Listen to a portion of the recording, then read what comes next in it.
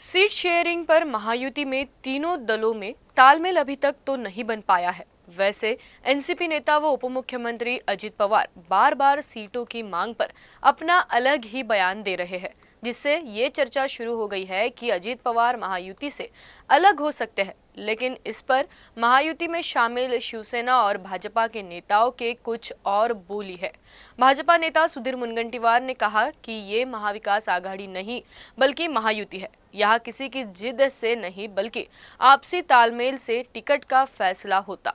इसी तरह शिवसेना नेता उदय सामंत ने भी कहा, किसी के कुछ भी कहने से फर्क नहीं पड़ता, महायुति एकजुट है। नाही, किती इलेक्शन स्टंट केले तर मला असं वाटतं की याचं काही मतामध्ये रूपांतर होत नाही।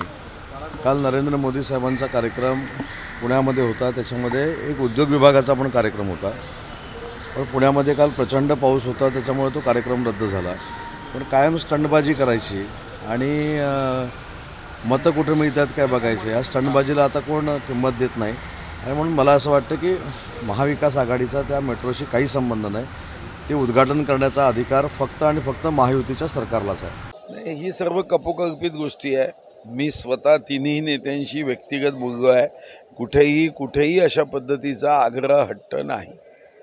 हां, प्रत्येकाला वाटतं की मला बऱ्यापैकी जागा मिळाव्या, पण त्याच्यासाठी खूप ज्याला आढेलतट्टूपणा म्हणतो महाविकास आघाडीमध्ये जो दिसतो आहे, तसा कोणताही भाव नाही। प्रत्येकाला असंच वाटतं की महायुतीचं सरकार महाराष्ट्राच्या हितासाठी, महाराष्ट्राच्या धर्माचा विजयासाठी, महाराष्ट्राच्या कानाकोपऱ्यात असणाऱ्या वंचित शोषित व्यक्तींसाठी हे सरकार यावं आणि त्यासाठी आम्ही कोणत्याही तिकिटाचा, जागांचा संख्येचा आग्रह करणार नाही। जिथं जो निवडून येईल त्या दृष्टीने आपण तिकीट वाटप केलं पाहिजे, याबद्दल तिघांचंही एकमत आहे।